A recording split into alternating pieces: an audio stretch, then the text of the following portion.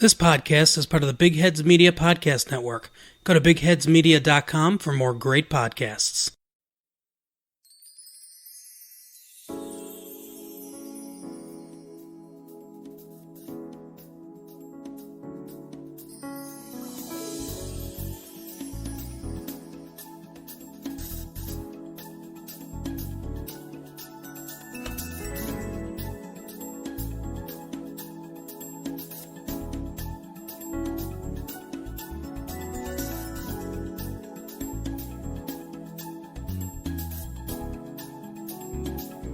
Hi there, folks, and welcome to TV Tuners. It's a television podcast for the true fanatics. It's a weekly dive into the latest in TV news and reviews. I'm your host, Swanson. With me, as always, is my co-host and game tester with a secret crush, Stairmaster. Girls. They like girls. Yeah? Yeah. All right, bud. Yeah, that's my impression of lesbians. I'm sure that's an All of accurate them. one. Yeah, they probably all loved hearing that. And with us, as always, is our other co-host and old writer, who's kind of creepy, Kyoran. Well, hello there. Welcome to the world of television. Yeah, you sure are a guy. Please sit down, weary travelers, as my co-hosts and I give you details on this beautiful world. What a guy. He'd make a terrific training partner. Too bad he's on the side of nerdery.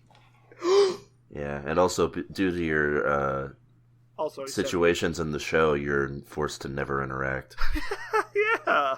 What's up with that? It's like they're in their own little ghetto. It really is like a ghetto.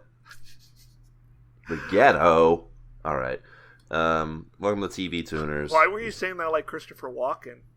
Huh? It's You a said- thing. Don't worry about it. I thought... Okay. I'm cool and hip with the teens, and I'm aware of their memes. I'm not. I'm Yeah. older. I'm not either. So don't worry about it, old timer. Is this what they got going on those TikToks? This is what I've heard on TikTok. Maybe we should crazy. put TV Tuners on TikTok. Hey, Yeah, if you- speaking of that, where else can you find us? Don't you have to film things to put it on TikTok? Shut up. Yeah, we'll film Stairmaster like dancing, and we'll put it on TikTok. I'll do the dancing alien dance. Yeah. Or we'll use like a popular TikTok meme song, and we'll put it on there. We'll be like, we'll make them say wee wee wee wee wee wee, and then we'll just have Stairmaster saying that. Now, Swansea, you did not introduce our other co-host, which was very rude of you. Is that what we're calling this? What? What do you mean by that? I mean, okay, so you brought in this pumpkin. Yes. Yeah? It's not carved. It's just a pumpkin. There's nothing, like, there's no discernible face on this. It is an uncarved it's a pumpkin. Thoroughly Why would out we- of season. Why would we carve pumpkin? And why would you bring this pumpkin here in February? Yeah, but you've put a mic next to it, and you've said it's our new co-host. Okay, I'm not understanding why you're not understanding that this is our new co-host who has watched the show with us. Okay, but what does the pumpkin add to our dynamic? Okay, well, let's see. We are three males, Three amigos. That's and right. pumpkin is agender. Mm-hmm. That's true. So that's more diversity. We're all animals. Pumpkin is a plant. So that's even more diversity. Okay, Pumpkin but is So under you're saying 1 year pumpkin was old. You're saying pumpkin was a diversity hierarchy, right? Yes. all right, but what about our? I thought our plan was to get a crab. Why'd you bring this pumpkin in? Well, Without we talking have- to us? We have the crab. The crab's just in the studio walking around. Oh! Crab. Oh, Why's that crab got a knife? Well, somebody left a knife on the floor apparently, and crab picked it up. Ugh. oh! Well, he won't let me take it. Yeah. Well, yeah, leave Crab alone. Just leave the TV tuners crab alone. All right, well, and welcome our other co-host and There he goes. brand of monetization asshole guy, Pumpkin. Okay, Pumpkin is a little shy and isn't talking, but just go ahead. Pumpkin. Yeah, because the Pumpkin Keyred. Okay. All right, well, welcome to TV Tuners, where we talk about the latest and greatest in TV and nothing else. And if you like what you're hearing so far, why not consider subscribing? That's right, we're available on all of the podcatchers of your choice. Apple Podcasts, Google, Stitcher, Spotify, and more. Any podcatcher you can think of, we're on there, most likely. And if we're not, let us know, and we'll be on there, right? Post haste. Like TikTok. Yeah, we'll put full podcasts on TikTok. With like a loop of stair dancing? Yeah. And everyone will love it. What's the anyway, maximum length on a TikTok video? I think it's like a minute, maybe. Oh, that's going to be a lot of work for Keo. Yes. Our trusty editor, Keo If you like that, you can go ahead and subscribe and give us 5 stars. That'd be great. We appreciate it. If you could do 6 stars, that would also be good. Oh yeah, break the scale. Give us a 6-star. Give us a Kenny Omega level stars. And yeah, if you want to follow us on Twitter, we're also available on there. It's the primary medium for podcasting. We're available at TV Tuners. Yes. And you can use the hashtag TV Tuners, and we'll give a glance at what you're saying. In fact, we might even say it. We might even mention it on the podcast. Ask us about our crab. Yes. And get Pumpkin's opinion on something. All right, well,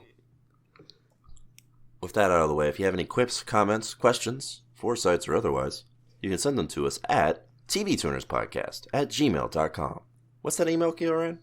TV something or other podcast. Yeah, that's it, right? That's right. And we'll always take a look at that email. Give it a real firm look over.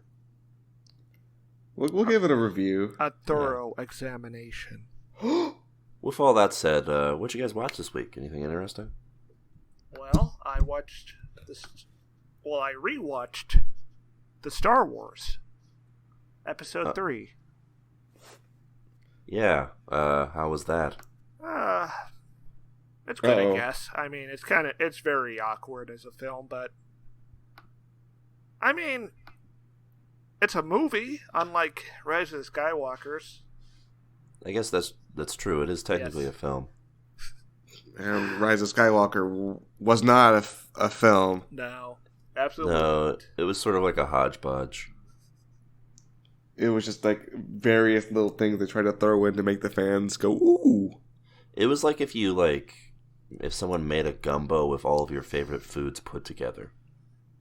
You know, that sounds delicious. Okay, yeah, it sounds delicious until you realize that pizza and ice cream don't really go well in a soup. Oh man, pizza, ice cream, spaghetti, nacho. Yeah, the pizza would melt the ice cream. Brownie, cookies, all add in one just giant pot. That sounds really good. All right. Well, I think the main thing about Star Wars, the Episode 3 and the prequel trilogy, is like sometimes it feels like it's a really high budget Tommy Wiseau film. Like there's a sense of awkwardness. The acting is about on par. Yeah. Outside of Ewan McGregor. I mean, Hayden Christensen can give a good performance when he's not reading Lucas's dialogue. So, what happens in that movie? The Sith, they get their revenge. Yeah. Yeah. Now, did you like the movie just because of the part where Obi-Wan Kenobi says, "Hello there"? Yeah. I did. I hope he didn't expect me to say it. What? General Kenobi. Thank you. Oh. Okay. Yes. Some time ago, my trusted friend, Imperial Commander Froggus, decided to link me clips from one of the, I think, prequel movies. And I saw this scene where Anakin is, like, tricked by this very, very clearly evil Emperor Palpatine. Yeah, well, he's just a Chancellor at that point. Oh, Chancellor Palpatine, yeah. What do you mean? He's a very normal man who just looks like he's slowly becoming a giant sort of blob. He's turning into the devil. And he's like, yeah, I probably should kill Samuel L. Jackson. To be fair, Samuel L. Jackson was trying to launch an extra-legal coup. It's true. And assume authority of the Galactic Republic. Yeah, it's true. And what we did find out was the Chancellor is the Senate. Yes. Look, what I'm saying is, there are heroes on both sides. And evil is everywhere. Now, Starmaster, I did look at your Letterboxd, and you did give this film 4 stars. Yeah, I might be a little biased. Little biased? Yeah. No, I'm just curious about your rating system, because to me, 4 objectively, stars... Objectively, it's a 3.5-star film. So I brought that up because I'm asking if that's the film I watched or not. Yes, it is the film you watched. Yes, yeah, that's you gave that. You gave that 4 out of 5 stars. Oh, well, half a star is for emotion, you know. There's also, I don't know if you've seen this scene, Kyorain, but Anakin Skywalker is also coerced into killing children. Yeah, well, I don't really think he receives any instruction to specifically kill the children. There's too many of them. What are we gonna do, Skywalker? Oh, I'll take care of it. He's been killing younglings. And they do refer to them as younglings because the Jedi Order is pretty much just the Catholic Church. Yeah. Oof. If go to the security recordings, only pain you will find. Yeah, I don't know. Based on what I saw, the movie just seemed kind of amusing and not, like, good. Yeah, it's a 3.5-star film. It's alright. It's better than the sequel trilogy. It's better than Rise of the Skywalker. It's better than The Force Awakens. It's about on par with Force Awakens. It doesn't go on for far too long like Last Jedi does. It goes on for a little bit. It's not as muddled as The Last Jedi is. The Last Jedi at least explains certain parts. Like General Grievous just sort of is there. Yeah. But I mean, it's not. I mean, people can just show up in Star Wars. Stop talking over Pumpkin. Pumpkin isn't saying anything. Oh, okay, sorry. Go ahead. I mean, Boba Fett just shows up. Yeah, but he's at least just like a random bounty hunter guy. Grievous is like, everyone treats him like he's like a big deal. Wait, yeah, he's not really a big deal, though. He's being played the fool. Well, I mean, yes, but... Everyone's being played the fool. There's heroes on both sides. And evil is everywhere. And I am the fool. There's like an hour and a half of deleted footage. I'm sure. Do you think any of it was good, though? Maybe. There's like a 30-minute subplot about the formation of the Rebel Alliance with Mon Mothma and Senator Organa. Did we ever talk about the leaked script for Colin Trevorrow's idea of Star Wars Episode 9? No, because we're not a movie podcast, but go ahead. I mean, I just want to know if you ever looked at it. I've seen bits and pieces of it. Like, do you think that would have been a slightly... committing seppuku with Mace Windu's lightsaber. Do you think that would have been a slightly better film? Yes, I would have loved to seen that. I think just for the fact that the Emperor isn't back and then everything that happened in the original trilogy isn't just immediately invalidated was probably making it better. It doesn't invalidate The Last Jedi either, which is a lot, you know. That's good, a lot of goodwill right there. Anyways, what did you watch this week, Swanson? I'm going to give a shout out to Brooklyn Nine-Nine, which came back for a 7th season recently. It continues to be a fun time. Is that the one with Andy Samberg? That's right, and Andre Braugher. Oh. And true Mayor of New York, Andre Braugher. Did you see anything else? Yeah, I mean, no, not really. But I'm going to give a shout out to Brooklyn Nine-Nine. Good show. Watch it. Keo, what's up with you? I watched a couple things. So I watched the Sonic movie. Ooh. Uh-oh. Down, Sonic. Did either of you guys watch that?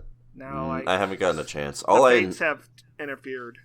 All I know about the movie is that they seem to imply at certain points that Dr. Robotnik worked in the Middle East. Yes, he launched a coup in Pakistan. And he completely obliterated some country that doesn't exist anymore. Oh my god. It's just like my fanfic. Yeah. Oh my... there's a non-zero chance they plagiarized that. So how is the film, Kieran? It was pretty good. There were some somewhat strange decisions made along the way. Like Sonic's backstory. They make Sonic into like a kind of like a pre-adolescent child instead of a teen with attitude. Yeah. And he's got this owl mother who's like not anthropomorphic at all. It's just an owl. His mom's an owl? I think she's an adoption. Adoptive mother, yeah. And the whole premise of the story is that Sonic has to hide because his power is too he's being sought held after. Down by Echidonas. Well, he's not anymore because he went to Earth, where it's safe. Yeah, the planet's cool and blue as he is. Yeah, it was pretty good. It had some good jokes. The story wasn't really anything groundbreaking. It was just your typical, kids movie story, but it was fun. I heard they kept in that line about Eggman not being breastfed as a child. They did, yes. Why? They knew what the reception was going to be. Wait, hold on. Did your theater laugh at it? No, it was dead silent during that part. Oh. Oof. No, it was not a packed theater, and they weren't very loud in general. There wasn't a lot of whooping and hollering when Sonic gave a one-liner. He was it's more like egg butt. Yeah, I went to see the movie with my mom and sister, and my sister was telling me when they actually watched it on the premiere night, there was a whole bunch of people in the theater, and they were always reacting to everything. Wait, they saw it before you? Yes. Oh, that's so sad. So why is it sad? Twice. They know that you love Sonic more than the two of them collectively combined. Yeah, but I wasn't rushing out to see it. Yeah. My dad is really excited to see that. But then again, he was for Detective Pikachu as well. I mean, it's probably an okay movie. Now, Kieran, I have one last question before we move on. To the other things I watched? Yes. Sonic does floss in this movie. Yes, twice. But he doesn't do it super fast. No, he just does it. So you can see the exact motion he's doing in great detail. That seems like a wasted opportunity. So is Sonic like his characterization in that one episode of The Simpsons where he tells Bart to shoplift? That's kind of my impression.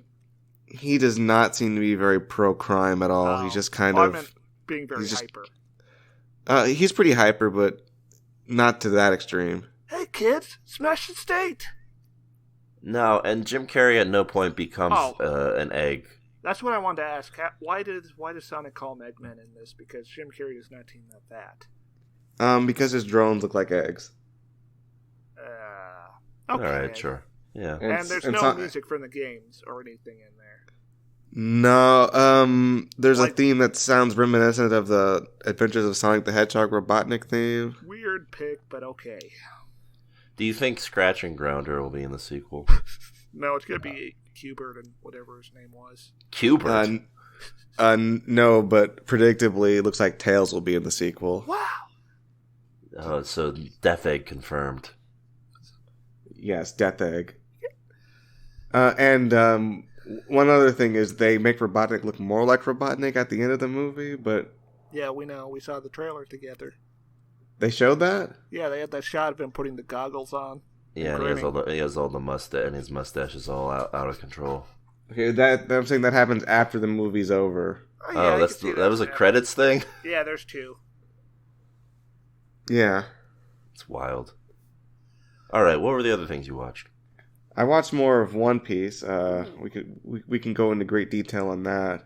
Alright. What do you think so far? I'm enjoying it. It's a fun show. It's got a lot of quirky, wacky characters. How do you feel about Buggy the Clown? Well, I skipped ahead to that part. Oh. What? No. It's a long story, but I didn't want to rewatch stuff I watched when I was a kid. I just wanted to. That's fair, but go ahead. Kyoran wants fresh, new content. Okay. What else did you watch, Keo? I watched the play adaptation of Shadow Infinity. Oh, okay. Wow. What's that? That is a play adaptation of a really good fan fiction about Shadow the Hedgehog. Now, by good, what do you mean? I mean that it's very well written. It has no typos, no plot holes. The story makes perfect sense. It has good character arcs. You can understand what's. It is a masterpiece. Yes. There are no flaws. Yeah. What's this voice you're doing? Yeah, what are you doing over here, bud? I don't know. It just came out that way. Oh, all right. Yeah, well, I did not write this fan fiction, as some people suggest. Who are some people? Who are these people? These people on the internet who are At them. insinuating. Do they listen to the pod? Yeah, at them. Yeah. Dox them right now. All right, Gregory Stevens. Oh. Do I have to bleep that out? No. That sounds like a White House official. Steven Mnuchin? What's he doing? Amy Klobuchar. Yeah, I'm getting a lot I knew of there these was something I didn't allegations. like about her. Of course, you saw this live. No, I saw a recording of it. Oh, you pirated it. And it's available on YouTube.com. All right, well, we'll put the link up on Twitter after the episode drops for everyone to check it out. Check Yes, out their you special will. effects. All right, well, that ends the longest segment of what did you guys watch that I think we've ever done. Now it's on to the news, I guess. It's been kind of a slow news week, what with President's Day and, well, I guess just President's Day. You want to talk about the presidents? Sure, who's your favorite? Abe Lincoln. Oh, you took mine. Wow. He got a letter from Karl Marx congratulating him on his election, and then he saw the greatest expiration of wealth in United States history when he abolished slavery. And he had a cool hat. Marxist president. Yeah, my favorite president is Trump. Oh, I say Obama. Yeah, I love Donald Trump, and this is a bad bit. You gotta commit, Swanson. Oh, it's not your fault. It's mine. I mean, because you took the only good president? Yeah. I guess George Washington was fine. Yeah. He owned slaves, I think, but that's, who didn't? I Lincoln. didn't. Abe Lincoln didn't. He certainly didn't. Who do you think owns more slaves? Any of the founding fathers or Donald Trump? Donald Trump. Yeah, there's a lot more people on Earth in 2020. I could see Trump running this underground program to dig tunnels under the country and having a bunch of slaves doing it. Yeah, why do you think Listen, he's folks. good friends with Epstein? I've decided to give the immigrants jobs. They'll be building my tunnels. I will be protected when the end of the world comes. That's more of a Bloomberg voice. Well, Bloomberg is pretty secret interchangeable tunnels. with Trump. Yeah. They have competing tunnels. They want to have bigger tunnels than the other guy. No, but instead of talking about the President's Day itself, we could talk about the Orange Buffoon. Oh, You mean Pumpkin? No, Pumpkin's not a buffoon. Yeah, Pumpkin's smart. We respect Pumpkin. If Pumpkin's so smart, why haven't they contributed anything to the podcast? Look, Pumpkin's nervous because you guys were very judgmental about them being added to the pod. It's okay, Pumpkin. Talk. Yeah, Pumpkin doesn't want to talk. What a surprise. Anyway, of course I'm talking about the White House Correspondents' Dinner. Oh! Everyone's favorite annual event in which the press in Washington, D.C. pretends to be friends with the president. I didn't even know they were still doing that. Yeah, you'd be able to forget that they were doing this because since a certain Trumpian figure has come to the White House. Yes. Steve Bannon. Mm-hmm. They have not been. The president has not actually been attending the dinner. And since 2016, when Michelle Wolf gave her pretty funny jokes at the expense of Sarah Huckabee Sanders, comedians have also not been at the dinner. Rest in peace, Sarah Huckabee Sanders. Yeah. So what do they do at the dinner without all those people? Like, do they just say, just eat? Yeah. Apparently they just have, like, boring people come up and talk about boring stuff. I don't know. I think it'd be funnier, though. Come up. And just give, like, a 3,000 word speech that says maybe one idea. As you can see, this is why wealth should not be distributed. No, he doesn't say anything substantial like that. The shape of our democracy is the shape of our hearts as citizens. And that's my we need to start building ourselves up and not tearing ourselves down. We need to start working towards greater things and doing more for our country. Instead of corresponding with the White House dinner. You know, when my friend Rap Rock was president.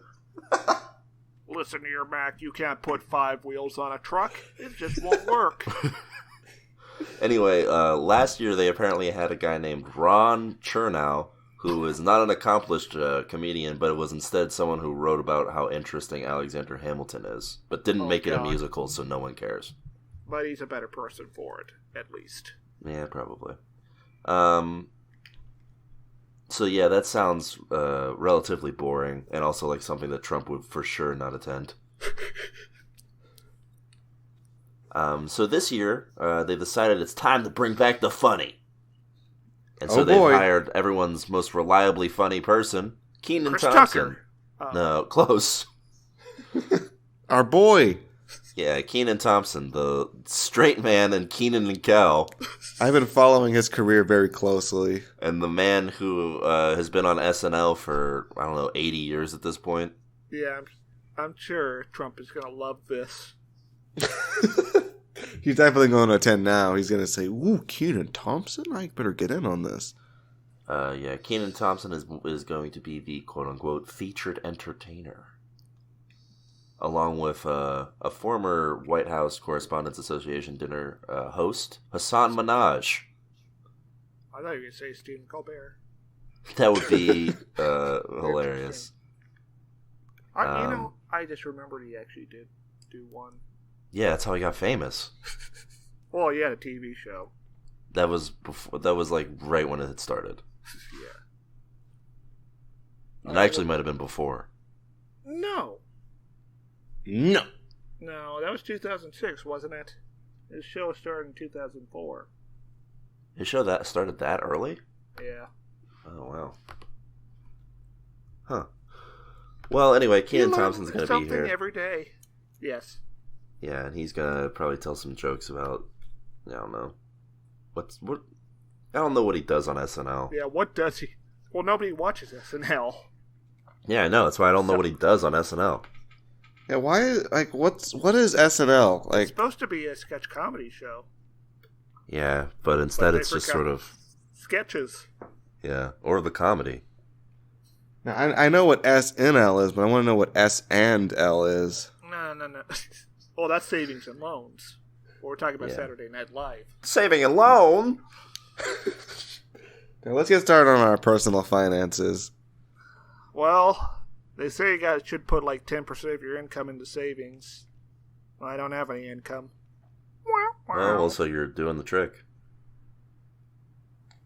Yeah, technically, Stairmaster, 10% of 0 is 0. So, yeah. Good work. We should invest the savings of our country into the future of our children. We should work harder to make sure that our children have more savings, more money, and less money. You know, when my friend Barack Obama was president, he said that we should always look to the future. We live in a country that's got more food banks than actual banks. And that is because of the 99%. I love that none of us are going to go all in on doing like an Elizabeth Warren impression. I don't know what that would... Some people think we can just burn all the banks down. My ancestors were burnt to death. Why is your Elizabeth Warren impression Jordan Peterson? Yeah.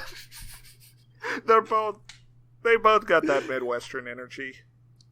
Anyway, it remains to be seen whether or not Kenan Thompson will be a suitable host for this. But really, what is a suitable host when you're doing a dinner that the president doesn't even fucking attend anymore? Yeah, just invite one of us. Invite Swanson. He's got open mic experience. Yeah, I'll make some jokes at the president. He's got a solid 5 minutes. Yeah. Yeah, do it right now, Swanson. Boy, it sure is great to be up here with the esteemed press. It's a shame our president couldn't be here today, but I assume that he's tweeting about it as we speak. See, that would kill in this room of stuffy press journalists. Yeah, you gotta talk about his tweets, because that's the big thing. Yeah. They would all be fucking laughing into their clam chowder, which I assume they serve. But let's get serious here. Our institutions are under attack. Listen here, Mac. If you got a leak in your scuba gear and you're under the water, that's not good. That's too much sense for Joe Biden at this point. Yeah. Yeah, he would be like, listen, if there's a leak in your submarine, you got to get a door. And everyone would be like, what? The key to good Joe Biden impressions is to start saying something and not know how you'll finish the sentence. It's how I did it, yeah. Okay. Let me try this. Listen here, Mac. Back in the day when you had a light bulb, you would go down... I'm so interested to see how this ends.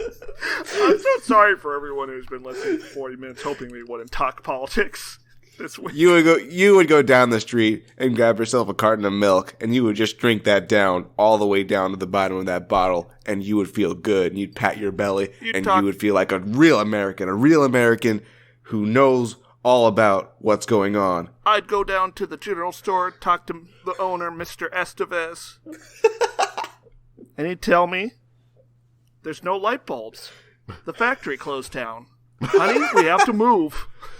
Listen here, you got people who are riding in on golden horses. I don't have a golden horse. I don't have a horse.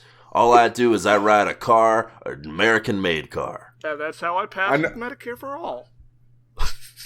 I knew this man. We called him Buckle, and he wore a white T-shirt. You're going to say like Bernie for a bit, so I got I would like to introduce my friend, Buckle. Hello, I am welcoming my running mate, Buckle. I would like to introduce the next Vice President of the United States, Knuckles the Acadona. Buckle wore a white T-shirt, skin tight. You could see his nipples. Back then, a man could show him. We wouldn't have everyone making a ruckus. There was no Twitter.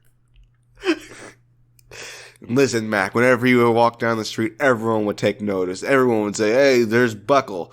And when Buckle got hit by that truck, it just crushed everyone.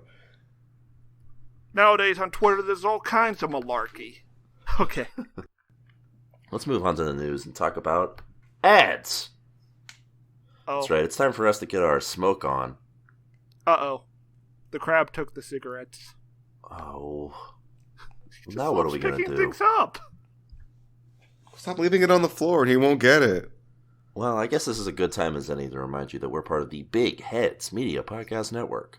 There's tons of great podcasts on the Big Heads Media Network, like this one, Boar Brand, home of Boar Meets World, and other podcasts. Give them a listen. We can just eat pumpkin while we're waiting. What? I'm Kyle. This is Steven. Together we host a show called Boar Meets World. Tell them what we cover on Boy Meets World. Boy Meets World. But that's not all, is it? No. No, we cover life experiences. Ours. Oh, son of a. Alright, just check out the show, please. We really need it. Okay? We need a win. Just check us out. We talk about the show Boy Meets World.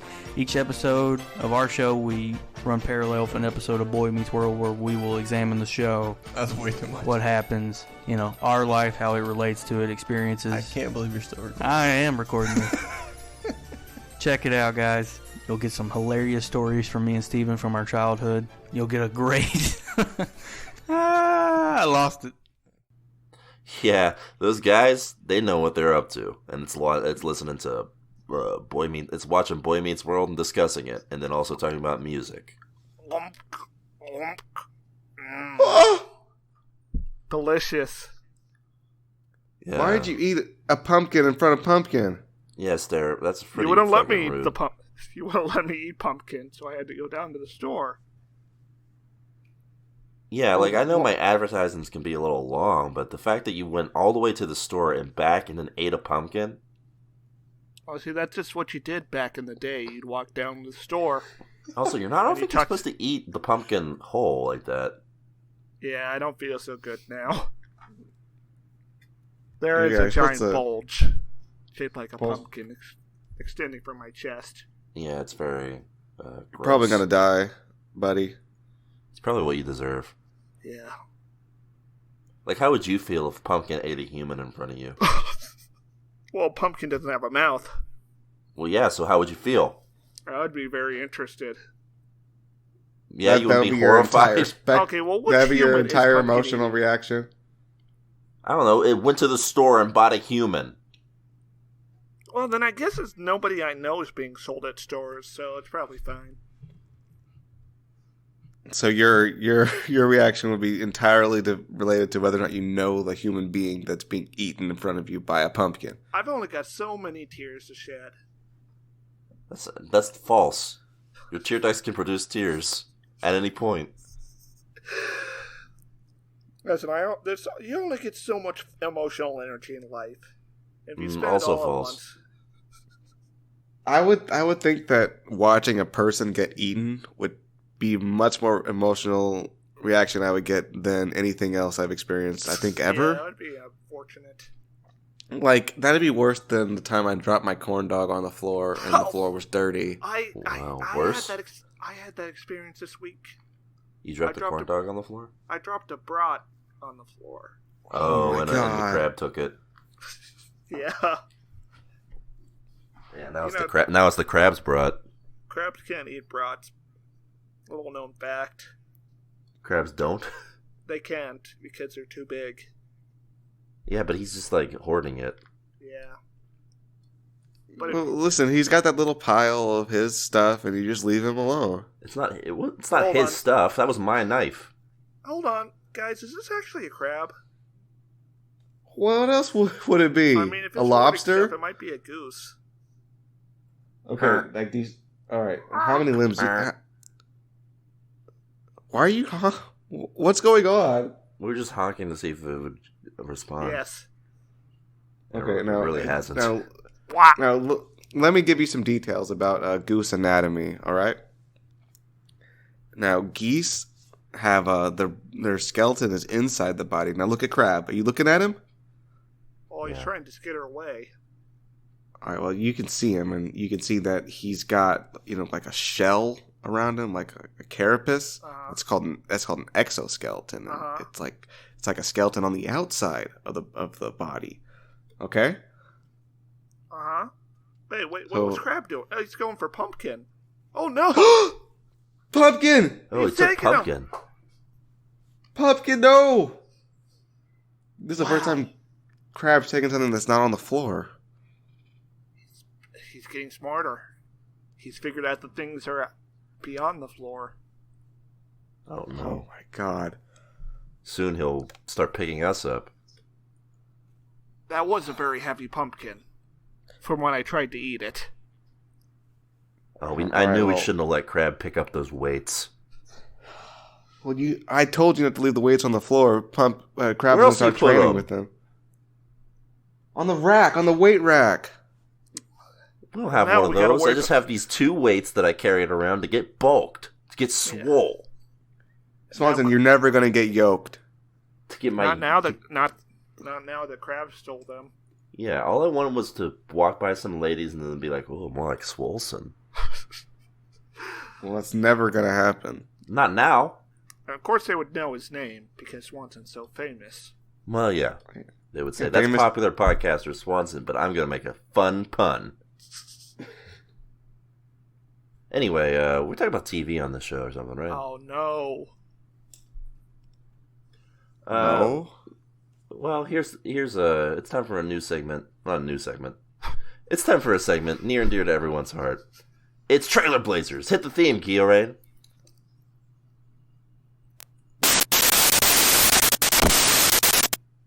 That's right. Yep, that's it. And yeah, welcome to Trailer Blazers, where we talk about the latest and greatest in trailers. This week, we're at it again. Westworld Season 3. Oh, how is there a season 3? Wasn't season 2 like 5 years ago? Season 2 was 2 years ago, actually. Oh. And time flies. Yeah, time flies when you don't pay attention to Westworld. Wait, when was season 1? Wasn't that like before Trump? Yeah. Weird. Sure was, buddy. Yeah, it's been 4 years since Trump happened. Wow. Almost, anyway. I can't wait for him to get reelected for another 4 years. It'll be a good time. Anyway, yeah, Westworld is back for more of that. So if you showed me this trailer and didn't mention Dolores and didn't show the milk robot, I wouldn't know it was Westworld. Is that a good thing or a bad thing? Good question. Only time will tell. Yeah, it's hard to say. Now, none of us watched season 2, right? No. No. We all gave up. We all gave up either at the end of season 1 or at some point in season 1. Yeah. Kyo couldn't make it. By the way, season 1 came out in 2016. It ended after Trump had been voted in December 4th. Okay. Or I guess he already... yeah. The second season came out in 2018, so I guess they're doing like an every other year sort of deal with this show. And it shows they got like a big robot. Yeah, they have a giant mech in this one. So this looks marginally more interesting than season 1, I guess. Is it because they're not in a Wild West setting? They just got bored with that and decided, here's Cyberpunk. Yeah, you would think that the whole show would have that Western theme to it, but clearly not. Oh, yeah, you think... We don't even see one character in a cowboy hat. No, the cool thing would have been for them to bring the Western thing to the real world. How? Like, they're wearing cowboy hats while fighting the police state. Is that really like that- bringing the Western thing to that? You could give, what's his name, a revolver. Yeah, like the robots still keep their Western motif, but they're just in the regular world now. All right, yeah. It would at least be visually interesting, I guess, right? Like, they're riding a horse, and the horse gets a near miss from a rocket launcher, so you can see the robot horse's skeletal face. Ooh, yeah, that could be fun. Terminator horse. What we get in this trailer is a lot of stuff that I don't really understand or care about. Why is Jesse Pinkman here? Yeah, Aaron Paul is here, and he's like, you mean to tell me you're a robot? I'm infinitely interested now that Aaron Paul's involved. I can't believe that this trailer made me mildly interested in Westworld. Like, I don't want to be tricked again. Do you think they were like desperate to try to like salvage the show, so they brought Aaron Paul in? Yeah. Well, I don't think they need to try and salvage the show. It's pretty popular. But I thought people were getting tired of it. I seem to recall season 2 didn't do great Oh, yeah, critically, no one- but no one ratings liked wise, season it's 2. still pretty good. Oof. Yeah, I don't understand it at all, because okay, season 1, the first couple episodes, I was like, oh, this could be interesting, and then immediately after that, it was just, I don't know, the pacing went to like 1 mile per hour and nothing interesting was happening. Yeah, that is what happened. Yeah. It's also a thing of they clearly made a plot that they wanted to stick to, which, like, honestly, good. Good on you for having a plot and sticking to it and not changing it because you couldn't have changed it because you filmed it already. But also, everyone had guessed it by the time the 5th episode rolled around, and then we were all just waiting for it 10 episodes later, or 5 episodes later. So what compelled you guys to keep watching this? Because I think I gave up on episode 3 or 4. Anthony Hopkins was fun, and I liked Ed Harris doing his thing as the Man in Black. That's pretty and then much it turned out, I wanted to see if that theory was true. Yeah, and then it turned out to be true, and I was like, ugh. Yeah, it is pretty stupid that theory was true. Yeah. Like, it doesn't even make sense. How come the technology... no, I'm not going to relegate this. No, please try to explain this to me, because you've described it very vaguely in the past, and it just kind of went over my head. You know when Dolores is going on the adventure with the schlubby guy? Yes. And then we have the Man in Black chasing Dolores. Right. Yeah, those are 2 different timelines. The schlubby guy grows up to be the Man in Black. Okay. Yeah. That's it. They took how many episodes to reveal this? 10. I like 8. Also, you know that guy who hangs out with Anthony Hopkins and is like his assistant? Uh-huh. He's a robot. Oh, wow. A robot in a robot's show. What a twist. They murdered the lady the company sent. Oh, yeah, he brutally murders her. It's pretty hardcore. It is actually pretty hardcore. But no, Anthony Hopkins dies at the end of the first season, so I was like, well, if Anthony Hopkins isn't in this and Ed Harris's character is slightly less interesting, I'm not really into it. It's cool when the robots get their hands on real guns and immediately start destroying the security guards. Yeah. And there's stuff in this that looks like mildly interesting, and I mean, like, it looks good. Like looking at it looks good. The visuals are pretty, but definitely I've noticed that the dialogue looks really... The dialogue's pretty rough. There's a part where Ed Harris's character just says, "I know what my purpose is now. I'm going to save the world." Yeah, I'm going to save the fucking world. Oh, yeah. Because you gotta add an F-bomb in there. Yes, he does save the fucking world. Also, somebody says, the plan is starting. Which is what you say when the plan begins, typically. Yeah, Kieran, I don't know why you have a problem with this. I think people who are aware of the plan don't need you to say that. What about people who are aware of the plan but don't know that the plan has begun? Yeah, what if they're confused by the plan? What? Well, you could say something like, "We've gotten started finally," or. I am being informed via Wikipedia that Anthony Hopkins is still in season 2 of Westworld. Oh, Force Ghost. That sounds like more shenanigan, like time shenanigans, and I'm not for it. Yeah. Are you guys saying that if you were in on some kind of plan, you would just say out loud, "The plan is starting"? I mean, if it's just like the plan and not like what it actually is, I'd say that. What do you mean? What does that mean? Yeah. Like the plan and not like Operation Kill All the Ethnics. Oh boy. Here's a... Yeah, oh boy. Yeah, Kieran and Stairmaster might appreciate this. Here's a picture I found of the critical analysis of the season 2 episodes of Westworld. Ooh. So... That's better than I expected.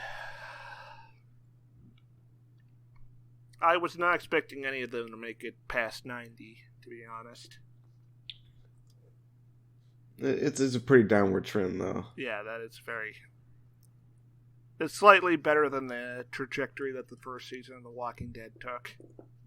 I'll say that. True. The first season of The Walking Dead was benefited from the writer's strike, though. Also, you gotta post this in the episode description.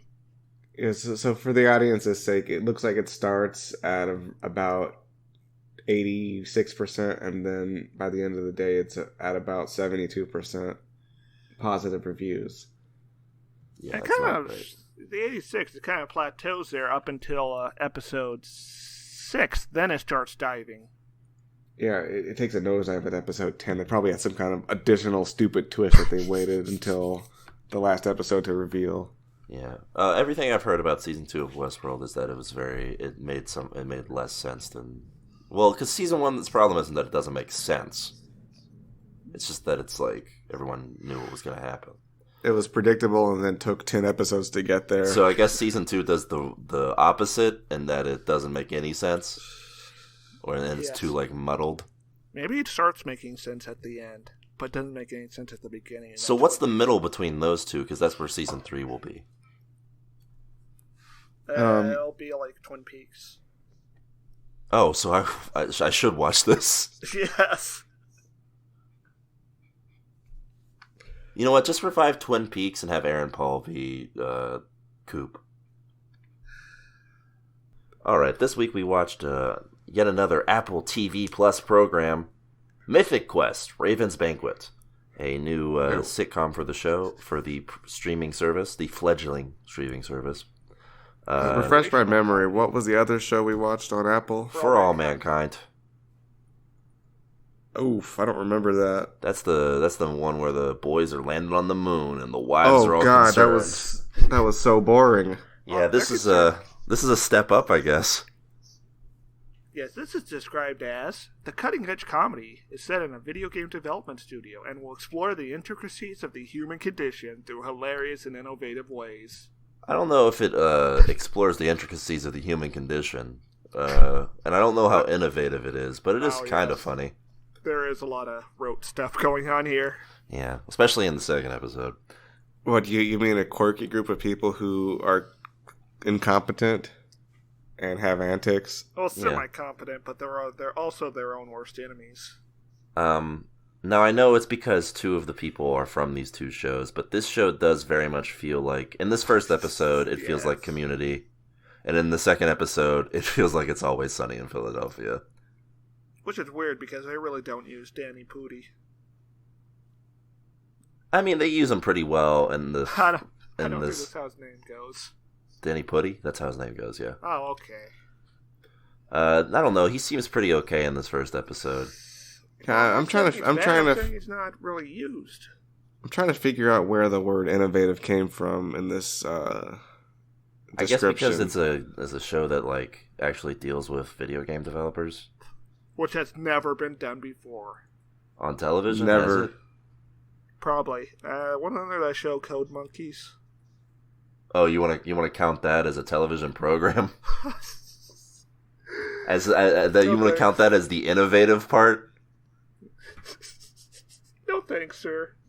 Code Monkeys? Yeah, how about this? Code Crabs. And you have a crab at the keyboard. Also, wasn't Code Monkeys like set in the 80s or something? I don't know. Wasn't Code Monkeys the animated one that was all pixelated looking? Yes, and I watched it. I watched it at least once or twice because it was all pixelated looking. I thought it looked funny, and it was not funny. No. Oh, that sounds devastating. It's a bad show. How sad were you? Oh, I was pretty bummed. When you think about it, this show is just a ripoff of *Halt and Catch Fire*. Yeah, that's drama about computers. That's kind of what I was thinking. Oh. When you were talking about how this was innovative and there's never been a show about video games, I was like, I know I watched a show that was good and was about people trying to figure out how computers work. Yeah, but that's the show. There's kind of a difference between *Halt and Catch Fire* and this show. Yeah, they don't have any pedo mustache shoots on this show. Yeah. Well, there's a flashback. Well, actually, wait. What are you talking about? The developer guy has a creepy mustache. Only for like one shot. No. I mean, like the beta cuck guy. Which is that's an actual quote that they use to describe him. By the way. It's more of a porn stash, I would say. I guess that's true. Aren't those creepy in modern day though? A little bit. Anyway, *Halt and Catch Fire* I feel like is a show that I should go back and rewatch all of because I never watched more than the couple episodes we watched for season 2. Yeah, season 2. Of season 2 of the show. Yes. Halt and Catch Fire. We watched season 2. No, Keo and I just watched season 2 of Halt and Catch Fire for no particular reason. Yes. We were just look into it. We were just hanging out like bros do on the hot couch. You're on about hot couches now, Keo. We didn't have to take 20 minutes to explain the concept to you or anything.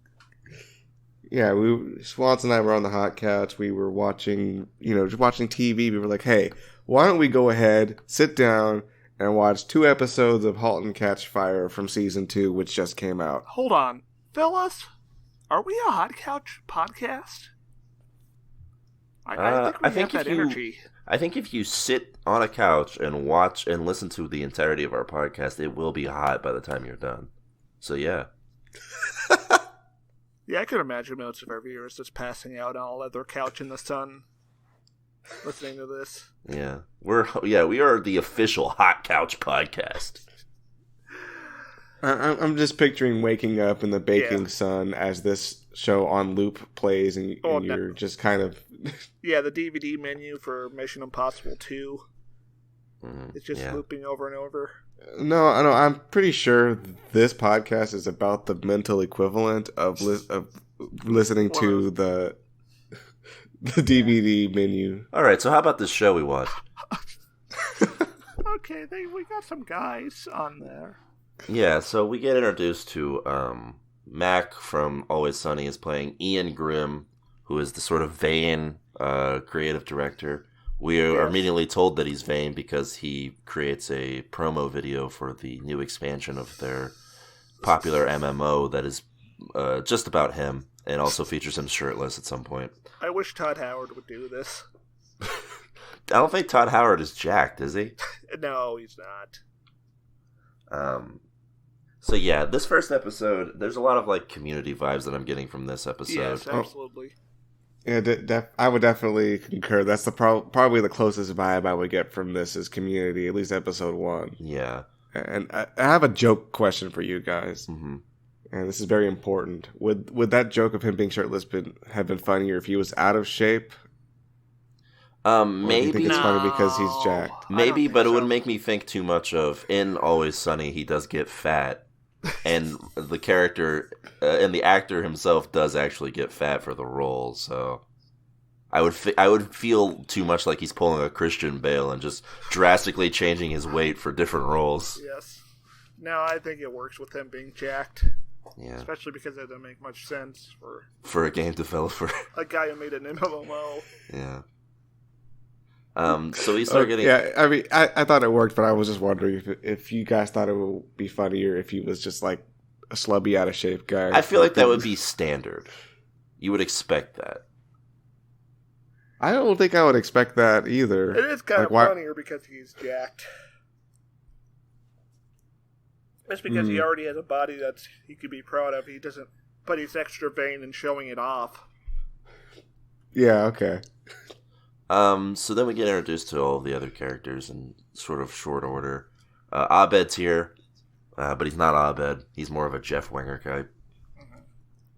What an interesting arc. Yes. Yeah. He's playing a good guy who's a complete ass. Honestly, it's hard for me to get into this character because of his previous roles. Yeah, it's very against type. It took me a minute to figure out what his deal was because I was so used to him being this weird guy. And in this one, in this one, he's just a bad guy. Yeah. So this whole company is being run by Ian Grimm and his friends, his coworkers, I guess. Poppy is the lead engineer, and this is where the main conflict of this first episode comes from. They're getting ready to release this game. And Poppy is added. Expansion pack. Yeah, well, I mean, it's a game. They're getting ready expansion pack.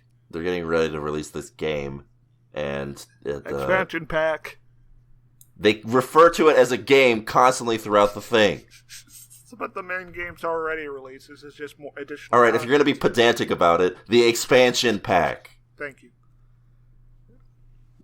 We get introduced to all the characters. Yeah, the writer C.W. Longbottom, who is a Pierce-esque character that is just an old pervy man who wrote science fiction novels at some point, but then got hired on to be the writer for this game. Is he the best character? He's the closest. He's the funniest for like just straight jokes. The best character is probably, I don't know, Grimm. He works. Yeah. He's very important in the structure of the show, I think. Yeah. You two weren't like enthused with him, but I did come around on Danny Putty's character by the end of this episode, even if he's not in much of the second one. I just don't know how to feel about him. I think you're supposed to not like him. I don't know who that is. Danny Pudi is Ahmed. Or Abed. Yes, he's that puppet. Jeff Dunham. Yes. Yeah, I don't think anything with him really landed for me. Partially because I was expecting his typecasting. I mean, he does have a line where he says, "Teats, I can sell," which is a good one. Yeah, that is a very Ahmed line. So we get introduced. Sorry. Abed. Hey, it's been so many years since I last saw Community. Yeah, you sound like what Pierce would just call him. Oh, no. You've become Chevy Chase, destroyer of sitcoms. I'm so sorry, everyone. So yeah. Hey, but watch me do this pratfall. Oh. Wow, he slipped on the pumpkin. That's good. Good stuff. We get introduced to David. He is the executive producer and sort of a...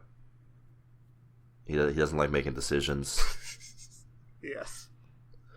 He also is sort of the exposition machine in the early part of this episode because we get introduced to him and his what's supposed to be his assistant, who I think is probably the weakest character. He's kind of like a Tobias Funk figure in the show. Yes, Funke.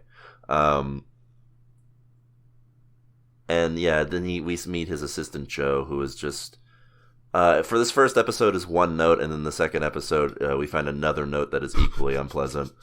I'm glad that these are bad, scary notes. Yes, but for this note, she is just infatuated with Ian Grimm, which doesn't really lead to anything funny. Yeah, but whatever. That's amusing. Whenever this character was on screen, I was just like, yeah, this isn't really adding anything to the show. I don't really know why we're involving this character. Yeah. It's sort of similar to how I felt about the two testers who seemed to be in a completely different show than the rest of the cast. That was definitely something I noticed as well. It was just like they did not tie into the story at all, did they? They come into play because of the forced HR meeting, but outside of that, they are irrelevant to the rest of the thing. We gotta keep our gay characters in a dome, which is sure it doesn't spread to the rest of the cast. Yeah, can't have the rest of the cast gaying it up.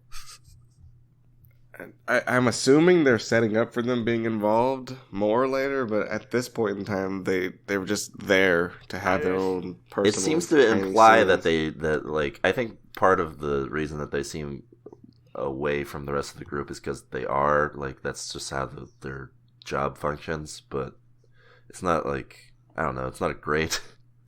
No. Especially because these are fun characters. It'd be cool to see them interact with these other characters.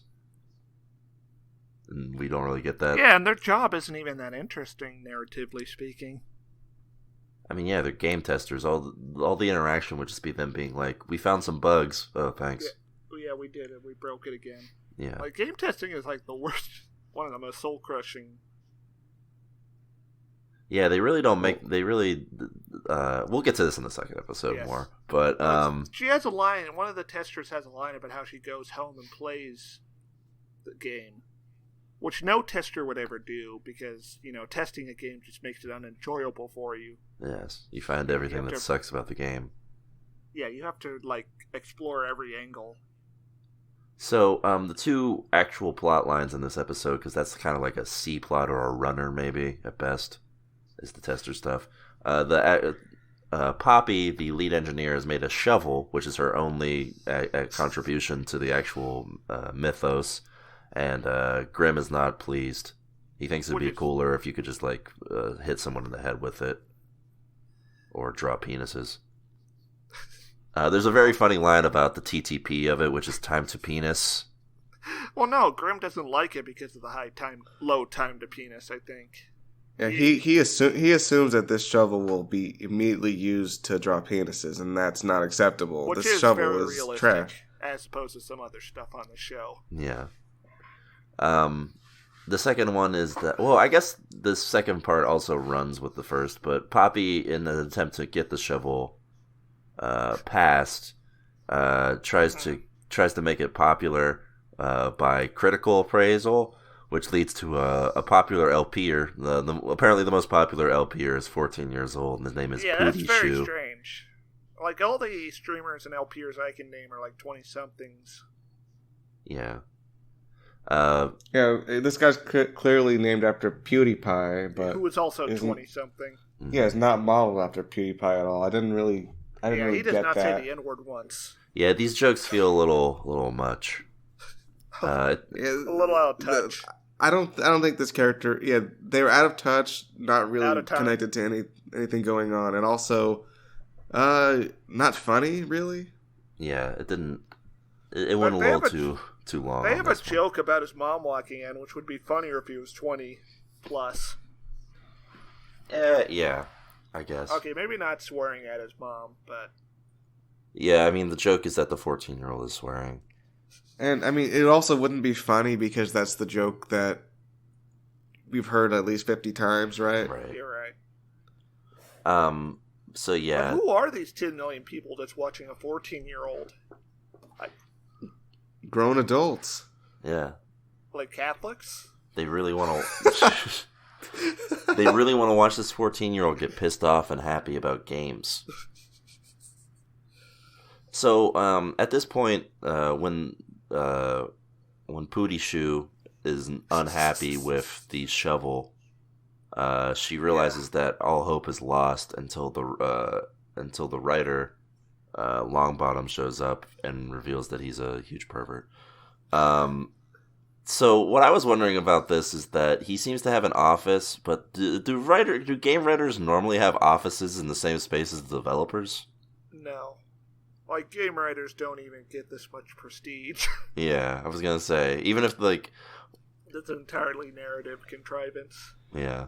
I think this is probably... The way they explain this would be that this was just Grimm's grand vision. He wanted to have this big shot it's an acceptable fantasy writer to reality, yeah. as opposed to some other stuff. Like them not having this settled when the thing would be done. Oh, yeah, you kind of have to have that. At the start of the episode, yeah, that seems like something they would agree upon. I think they actually did... Wait, no, they do have it settled when it's releasing and finished. Yeah, but after that, when they do that meeting, not before then. Well, I think the crux... I think the crux of the thing is that everyone agreed on everything, but then Grimm wanted to have one last look at it, and he nitpicked it, and he was like, this all looks great at the things that the entire team worked on and planned to release, but this shovel, I don't think so. Yeah, we also get a lot of we get a little montage of him like working with the shovel in his office, just like trying to figure. He puts on the motion capture suit. Yeah, that's funny. We get a joke about Poppy switching the model, and for some reason that modulates his voice. Yeah, he turns into a little goblin guy. Function. It's a very weird function in the game. But it's a good way of emasculating your boss. Yeah, he's insistent that the shovel should be used for hyper-realistic violence. Yeah. And it turns out that is eventually what it is used for. But could you imagine, like, people getting their skulls split open and WoW? Yeah, it'd be a cool game. It would be cool for a minute until you have to do it 10,000 times, and then it's just really boring. So he eventually, when he can't figure out the shovel, he decides to go back on the promise of the launch, and that's when our boy David comes into it. There's a runner in this also with the HR lady who is not a therapist, but everyone treats her as one, which feels like a pretty. He's not in the second episode. She must have just got left. I don't blame her. Good. Live your truth, HR lady. But yeah, it leads to the only scene where the testers are actually in with the rest of the characters. And like, I think one of them even talks to Grimm, and he's like, well, "Who are these people?" So at near the end of this episode, him and Polly have the heart, or Poppy have the heart-to-heart. Polly. No, it's not Polly. Hey, Polly. Oh no, I couldn't think of anything. Yeah, him and Poppy have a heart-to-heart that is part of this. This is the part where it feels very Community, because this is like a Community third act wrap-up. Of like, we'll have these two characters bond over this thing, and then they'll complete the vision together. But the thing is, unlike Community, it does produce these rote sitcom scenarios. It doesn't really challenge them like Community would. The first season of Community promoted a lot of rote sitcom scenarios. Yeah, that's why we don't. I mean, and it was funny, so that's fine. Community kind of engaged with them it examined them. True. Yeah. This first episode's okay. I'm not wowed by it or anything. I guess pun intended. I'm not EverQuest. There's some choice lines. There's some choice lines in this. There is a part where they talk about how he hired C.W. Longbottom long after he had won a Nebula Award, and when he was selling award-winning rotisserie chickens. To be fair, that is impressive. I mean, yeah, to win an award for rotisserie chicken has got to be up there. I mean, it's got to be really good, right? It's got to be on par with a Nebula. Good on itself. Yeah, it's got to be on par with winning a Nebula Award, because they'll give that shit to anybody. Anyways, episode 2 happens, and we get to see the class struggle unfold. Yes. Yeah. So if episode 1 was Community in a sort of shell, episode 2 is much more like It's Always Sunny, in that all of the characters are suddenly way less likable. Yeah. With the exception of the testers, who are all once again in a completely different show. Yeah, like episode 1, I was noticing this problem with unlikable characters. Like, nobody's really that likable in the cast. I mean, the sci-fi guy is the most likable. Yeah, and then he's just... Pornstache would be... Pornstache isn't likable because he's inept. He's a distant second place. Yeah. Yeah, the sci-fi guy is likable, but only insofar as that he's just amusing and kind of quirky. Yeah. But he's not really like... He's also been established as a drunk who lives in the office. He's not really malicious, besides wanting to introduce softcore pornography to the game in order to make the shovel. Yeah. That's pretty likable to me. Yeah. So that's bold. Come on. So episode 2 immediately starts on the wrong foot because we're getting more Pootie Shoe. The fact that this joke persists. It's not a joke. It's a character in the show. Would do. He's a staying force in the series. What do you mean by that, Stir? You mean a guy without... You mean advertising a masked man and then never saying who it was and just making fun of our inability to complete the bit? Yeah, that would be something we would do. Yeah, the masked man thing is kind of funny in the sense that because we get this solid beard gag where we get to see the display of time and how long it's taken him by how long it's taken Ian Grimm to grow a beard. Yeah, that is very top notch. Yeah, it's probably the best joke in the episode. I mean, easily. See, Stare, I thought you were saying the Pootie Shoe was a bit we would do, and I was confused. Oh, no. Yeah, we would never make fun of LPers. Yeah, our fake YouTuber personalities would have more verisimilitude than that. Yeah, probably. So yeah, there are parts. There's also a part in the second episode where they do in fact refer to David as a soy boy beta cuck. So they must really be gamers.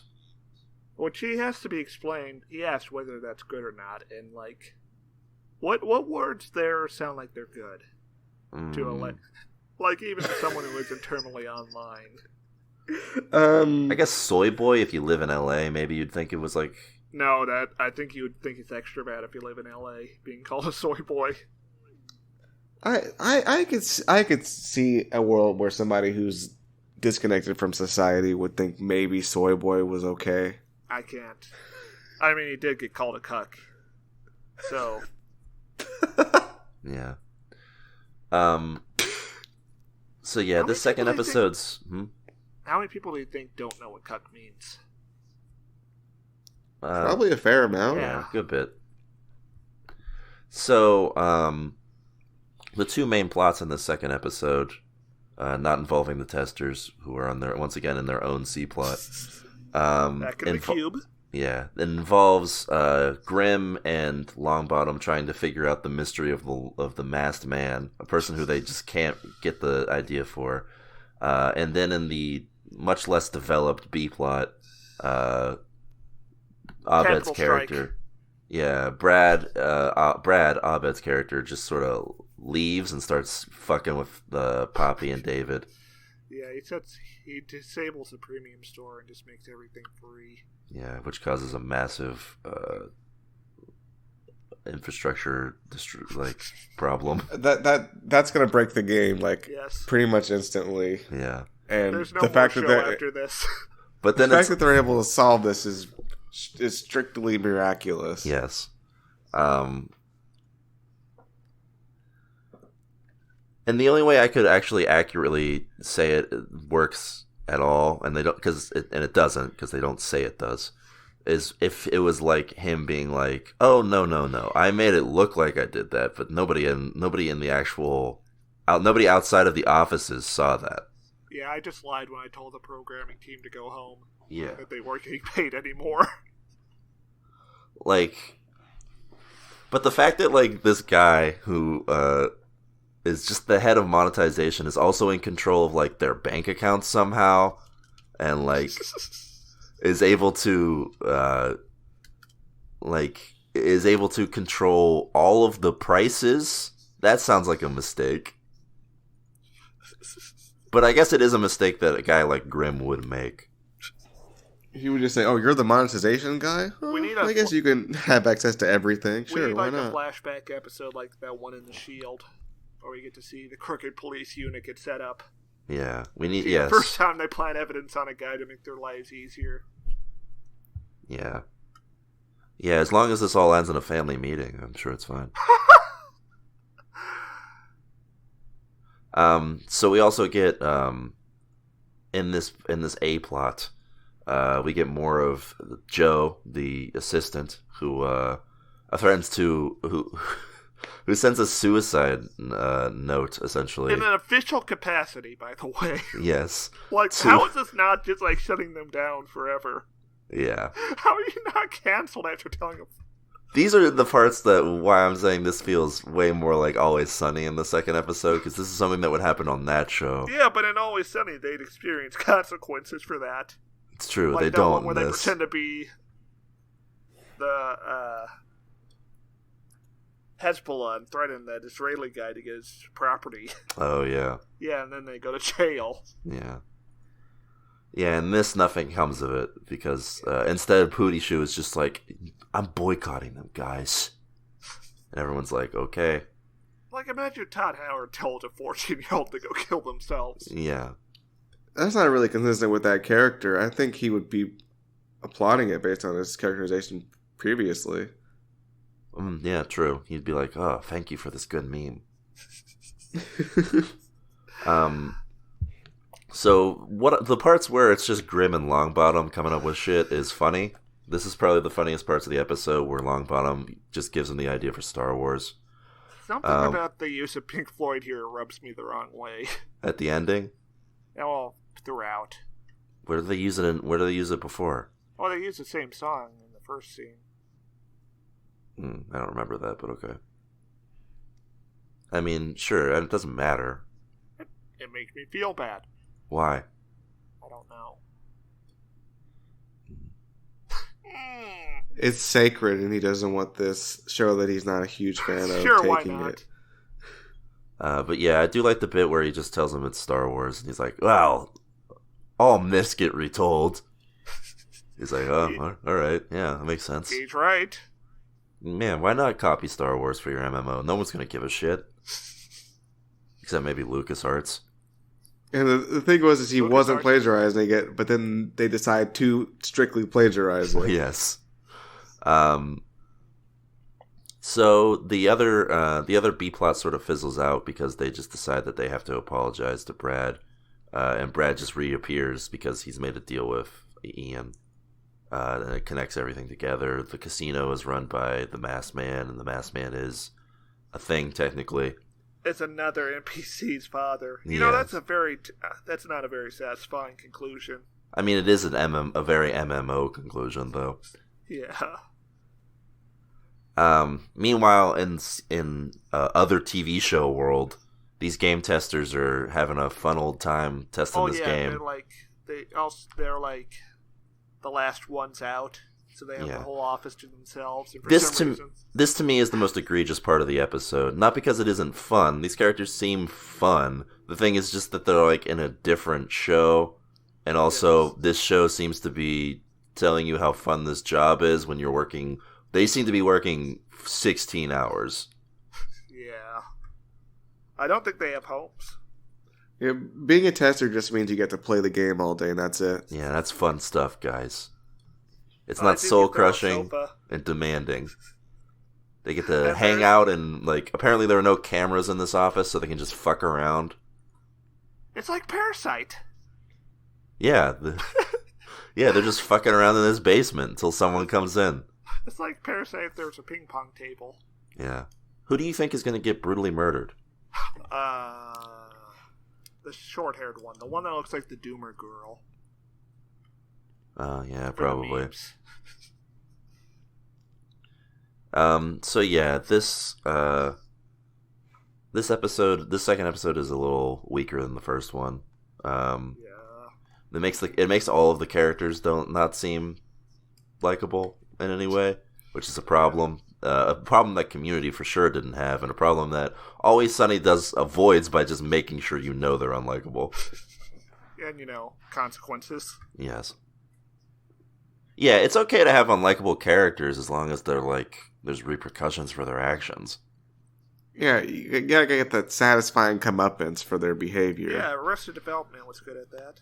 Yeah, like you can make these characters like shitty people, but because right at the end of the first episode, Avenue 5, the bad people don't really face any comeuppance. I mean, the bad people are all stuck in space and potentially going to die, so that is a sort of comeuppance. It's not really comeuppance though, because that's just this premise of the entire show. Yeah, they need to be specifically torn apart by the mob. Then there wouldn't be a show, Stairmaster. Good. But yeah, I don't know. There's some stuff here that's promising.